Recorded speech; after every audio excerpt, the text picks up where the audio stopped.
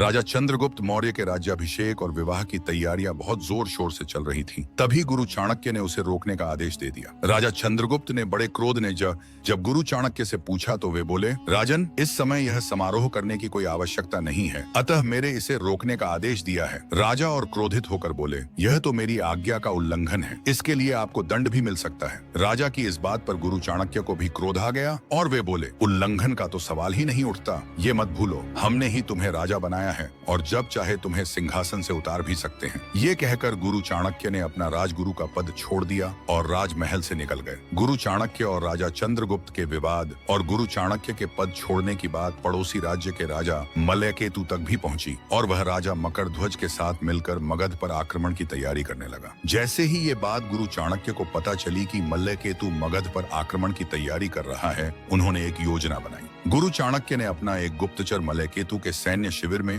एक गुप्त पत्र के साथ भेजा जिस पर मकरध्वज के हस्ताक्षर और मुहर थी। उस पत्र में लिखा था, महाराज चंद्रगुप्त, आपने चाणक्य को निकालकर बहुत अच्छा किया और मैं आपका आभारी कि आपने मुझे उनके पद पर नियुक्ति का प्रस्ताव भेजा है। आप मलयकेतु की चिंता ना करें, उसे हराने के लिए 55 राजाओं के साथ मैं ये योजना बना रहा हूँ। ऐसा पत्र पढ़कर मलयकेतु आग बबूला हो गया और उसने 55 राजाओं के शिविर में जाकर उनकी हत्या कर दी। मकरध्वज को जब ये सब पता चला तो उसने मलयकेतु से इसका कारण पूछा। तब उसने वह गुप्तचर का पत्र उसे दिखाया। पत्र देखकर वह चाणक्य की पूरी चाल समझ गया। इस तरह चाणक्य ने बिना लड़े ही मगध की रक्षा की